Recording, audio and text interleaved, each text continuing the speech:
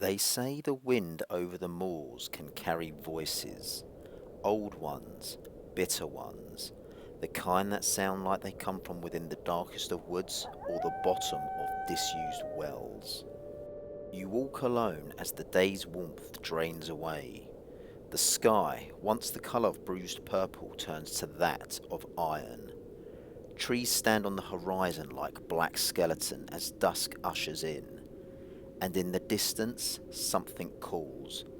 Not quite an animal and not quite a person, an unholy fusion of the two. It is a sound you feel more than you hear, deep within your bones. That feeling carries hunger, the kind of hunger that would happily gnaw on those bones, whether you were alive or dead. For centuries, Britain's witches have haunted at the edges of civilization, crouching in caves, lingering in streams, or performing witchcraft and dark rituals within the depths of forests. Sometimes they were healers or soothsayers, sometimes malevolent hags, or sometimes both. Witches could cast a glamour to entice, to seduce, and to perform acts of wickedness. Tonight we will meet the blue-faced hag of the hills, the green-haired witch of the waters, and the women who died on Pendle Hill. This is Mythic Albion, and these are the witches of Albion. Black Annis. Black Annis can only be described as a chilling mythical creature that stalked the countryside of Leicestershire, luring and eating children with blood-soaked iron claws. Also known as Black Agnes, Black Anna or Cat Anna, she lives in a cave called Black Annis Bower Close near Dane Hills, a suburb of Leicester. Her blue skin reflects the cold blood running through her veins. Her long spindly arms end in freakish long talons, like a pair of brutal-looking cultivating tools. It was said she dug her own lair out with those hands. The entrance looks akin to the earth yawning, the tree a long gnarled face with branches like matted petrified hair, and flapping in the wind on those branches were skins. Skins of those she caught, hung there to dry on the cold night air.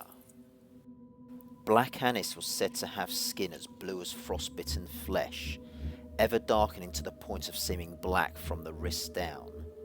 Mayhap those claws really were part iron, growing out of blue flesh. Her teeth were short from excessive gnashing. She sported one working eye, which was more than enough for her to stalk prey. Her black hair, slaked with blood, framed her face. Her clothing was made from unfortunate victims, tanned hides of various sizes stitched together. Some of those patches looked like faces. Bleached tiny skulls threaded through a rope hung loose around her bony hips. The skulls were small, for they were comprised of woodland animals and those of children. At night she would creep from her cave, sometimes on all fours like an animalistic predator, snaking through the woodlands, stalking across open fields. It was said her howls could be heard from 5 miles away, giving frightened locals time to prepare for her visit. Bonfires would be lit on hills. If these fires wouldn't keep her away, they would at least warn other nearby towns and houses. They would bolt doors, fasten skins across windows, and decorate the outside of their homes with protective herbs. Once she arrives, the town square would be deathly quiet, save for the wheezing and grinding of teeth emanating from this horrific revenant. She would find homes vulnerable to attack and reach through the window openings. Her long spindly arms stretching, bones breaking, repairing and contorting as her claws reached ever further into that house, looking for children or even sleeping babes. Then she would be spiriting away, this sanguinary huntress, back to her lair, a lair littered with hundreds of bones of animals, of children, of innocence. It was said she flayed her victims alive, devouring children and lambs, drinking of their blood and hanging their skins on her oak tree. A malefic cannibal. But who was she really? Some scholars suggest that Black Anis may have origins in pre-Christian mythology, linked to ancient goddesses such as Anu. Some historians have posited that Black Anis could be based on a real person, a female hermit called Agnes Scott. Notions of terrible monstrous transformations fueled by anti-anchorite sentiments during the Protestant Reformation, or maybe just a cautionary tale that evolved to instill fear in children, to never stray far from home and to never explore the woods alone. Maybe she was all of this, maybe worse. A memory of power made monstrous, a warning turned myth. Even today, locals believe that on a stormy night you can hear her shrieks from miles away, a sound like wind through broken stones or iron claws. And sometimes when that moonlight turns the ground pale as bone, it is said you can see her shadow moving, still searching. And if the land had its witch, then what of the waters? What waits under the murky surface, under algae bloom and green thick weed? Something descended from a long line of evil ancestry. Jenny Greenteeth, the Drowned Hag. As we leave the domain of Black Anis in Leicestershire, we travel further north. If the lands had their witch, then the waters had one too. Beneath the surface of still ponds and slow rivers, where weeds sway like hair and the light fades to green, she waits. Jenny Greenteeth is a legendary water hag, or bogey woman, found mostly in the north of England, namely Lancashire, Cheshire and Yorkshire. Thought by some to be part of a wider family of dangerous water spirits in British and Celtic folklore. Beings that lure unwary travellers to their deaths in ponds, rivers and meres. But the Greenteeth moniker isn't one of simple description. It is derivative of the Grindylows, supernatural creatures that seem more amphibian than humanoid, hateful beings that descend from none other than the Grendel. But to talk of the Grindylows or the infamous Grendel is a tale for another day. Mayhap she is from that line. With a shark's gaze, her eyes are nearly entirely ink black. Her green skin is almost pallid and seems slick with a wet membrane that shimmers. Her long hair is tangled, not unlike that of pondweed, hair that provides a perfect camouflage. Her mouth is wide, flabby lips pressed tight, but when that mouth opens, almost impossibly wide, it is like a round sucker-like disc. Dozens of teeth are arranged in circular rows, giving her a terrifying alien-like appearance. A mouth that now occupies her entire face, jawless. And when that mouth opens, it is the last thing anyone will see. And like a leech, once she latches on, she will never let go. This witch can occupy any area of water, from the vastness of a loch to that of small dark ponds that gather behind old mills or under willow trees. Some say she hums to lure the curious close, others that she whispers their name. And what of children playing by those rivers, chasing their little wooden boats downstream? Boats get entangled in weeds and reeds where there shouldn't be any gathered, in waters that seem to have darkened.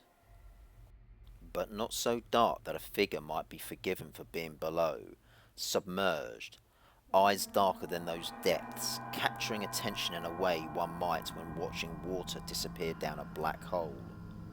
Arms outstretching, holding that little boat in one hand, while another hand beckons.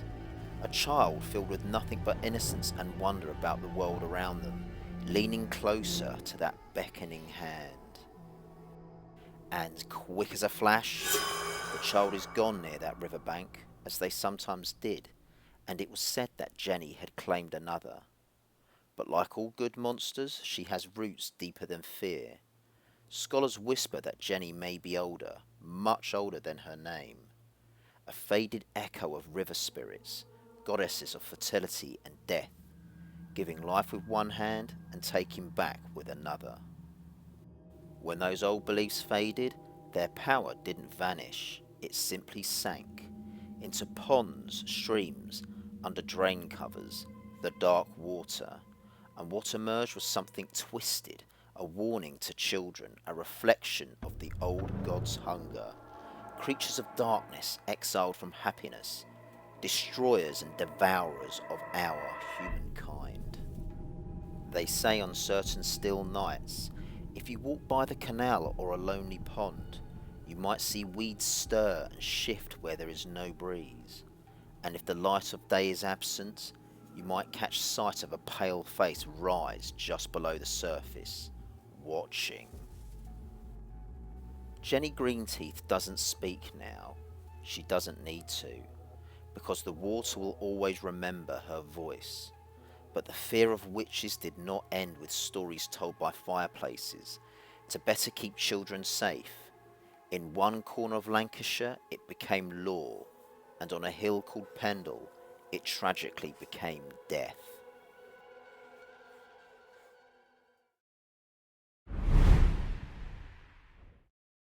The Pendle Hill Witch Trial.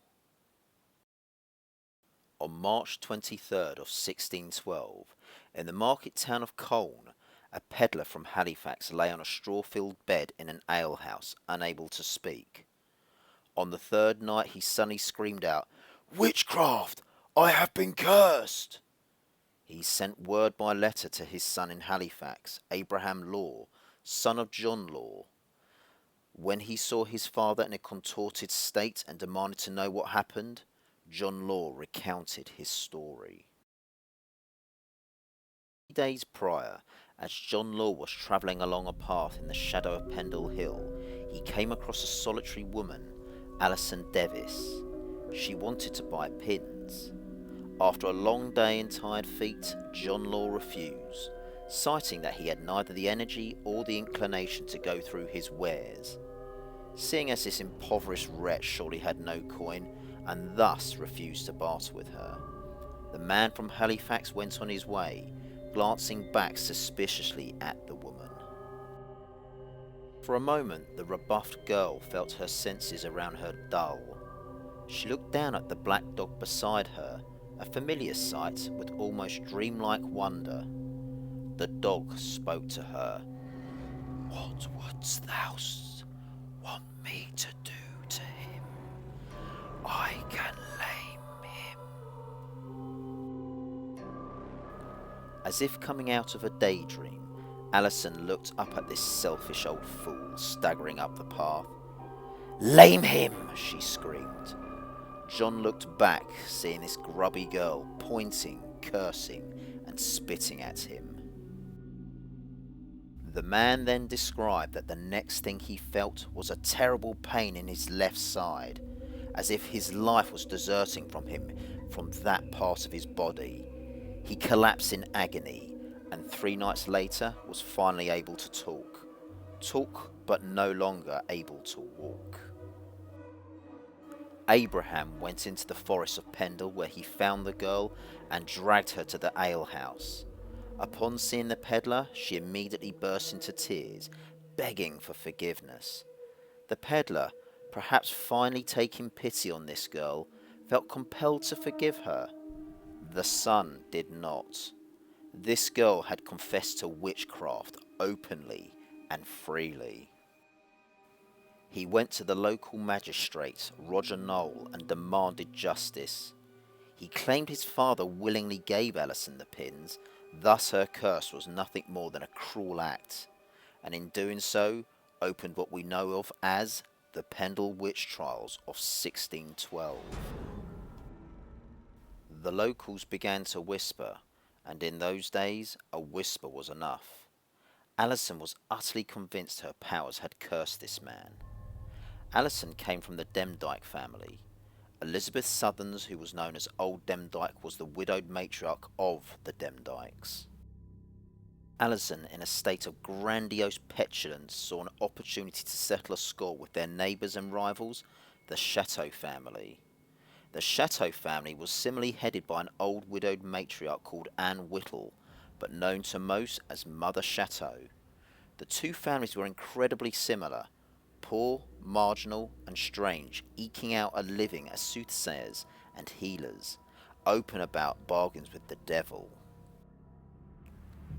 Witches were not an uncommon phenomenon in the 16th century rural England, but times were changing. Witchcraft had become a crime in England with the passage of the Witchcraft Act in 1542, which deemed spellcasting as punishable by death. Although this act was repealed 5 years later, witchcraft was criminalised again with a new act in 1562. While confessing to Roger Nowell in the cursing of John Law and pleading to be forgiven, Alison had also accused her grandmother, Old Demdike, of introducing her to the Black Dog familiar. Thus, she was the source of her corruption. Alison also saw an opportunity to attack the rival Chateau family, accusing Mother Chateau of murdering 4 men by witchcraft, of the death of her own father John Devis 11 years prior. John Devis had been so scared of old Mother Chateau, it was said he paid her £8 of oatmeal each year in exchange for her promise to not harm his family. Roger Nowell, concluding that a dangerous nest of witches was afoot in his jurisdiction, decided to pay a visit to both Old Demdike and Mother Chateau on April the 2nd. Both women proudly admitted to their mastery of curses, hexes, of owning familiars. Old Demdike, Mother Chateau, Alison Devis and Chateau's daughter, Anne Redfern, were arrested and taken to Lancaster Castle that same day. With members of both families awaiting trial, on Good Friday of 1612, a large gathering took place at the home of the Devis family, Malkin Tower. Friends and possibly sympathisers were in attendance, or perhaps just concerned neighbours. Roger Nowell was amazed that a gathering at the site where a known witch had lived was taking place, rather than attending church on such a holy day. It was enough to convince him that the group were having truck with the devil on that day. Roger Nowell interrogated James Devis, Alison's teenage brother, who revealed that rather a gathering of sympathetic neighbours, a grand gathering of several witches and even wizards had taken place to hold communion with Alison's familiar. James also said that his mother, Elizabeth Devis, had made clay figures of her enemies that she would torment by breaking off limbs or even setting fire to. A further 8 people were implicated on charges of witchcraft, the accused being made to walk 40 miles to Lancaster, where they were imprisoned at Lancaster Castle to await trial. All were placed in the same small dungeon cell, a cell that had no sanitation or natural light. Cold and wet, a haven for rats and rampant diseases, common at that time. Proving too much for Old Demdike, she died before the trial. John Devis, a young and fit man when he entered, could barely walk after spending months in those cells, and had to be held upright at his own trial. Of all the accused, a somewhat unusual prisoner was Alison Nutter. Unlike members of the two families, Alison Nutter was a noble woman of some considerable wealth. However, this standing did little to help her case. She was accused of attending a witch's coven at Malkin Tower. While others pleaded guilty, she pleaded innocence.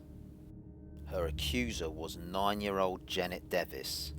Janet also gave evidence against her brother, sister and mother, the latter having to be removed from court, incandescent with rage at the betrayal of her youngest child. Janet told how she had seen her mother's familiar, a great brown dog, kill members of the local community. Of the gathering at Malkin Tower, all of them riding horses that could apparently fly, of murder, and of plotting to blow up Lancaster Castle. Old Mother Chateau was accused of the murder of Robert Nutter. While she pleaded innocent, a confession, likely extracted by torture, was read out in court. She was in her 80s and blind. Elizabeth Devis was charged with the murders of a one James Robinson, and along with Alice Nutter and Old Demdike, the murder of Henry Milton.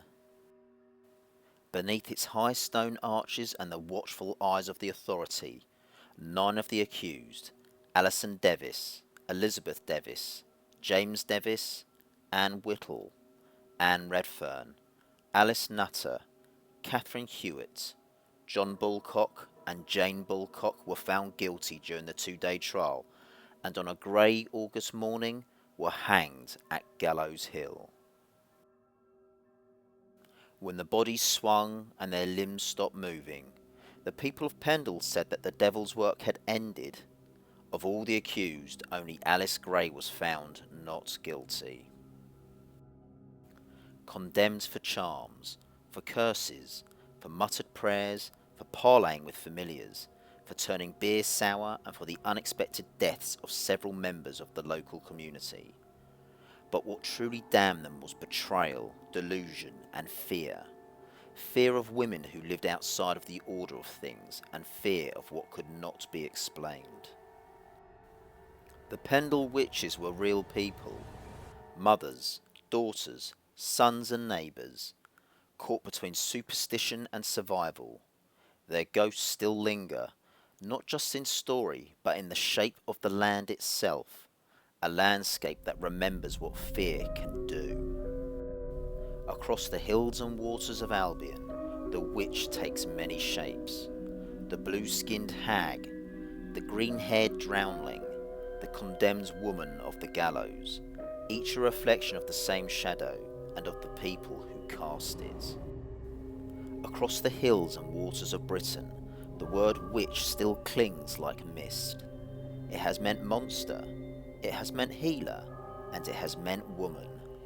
From Black Annis, the blue-skinned crone that howled from her cave, to Jenny Greenteeth whispering from beneath dark waters, to the women who died on Pendle Hill, each tells the same story in a different voice.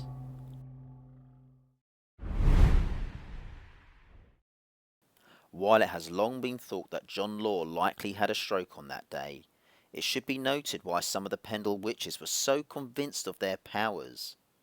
Perhaps Alison Devis had schizophrenia, a phenomenon which could have run in the family. Surely a ragged girl such as that could not induce a stroke in someone. It is hard to believe, but witches had not always been the bogey women that we know of today. While Henry VIII made witchcraft a crime, King Charles II and his reign between 1660 and 1685 saw a revival of interest in magic and astrology. This period saw a decline in witchcraft which was beginning to be associated with instability and chaos, and by the late 17th century it had been decriminalised. Before superstition and the association of witches and that of black magic, medieval Britain had white witches, or cunning folk, an accepted part of village life. Pagan healers skilled in herbal remedies. They were thought of to help protect crops and to ward off evil spirits. However, by the 17th century, the coin was flipped. Matthew Hopkins, the self-proclaimed witchfinder general, was paid to clear towns of suspected witchcraft. In just 14 months, it was said Hopkins was responsible for the deaths of 300 people, mostly women. A person with warts was at risk of being branded a witch, as the marks were suspected of being the devil's mark, where he was allowed to suck blood. It is highly likely that these sort of blemishes would have condemned Old Mother Chateau and Old Demdike.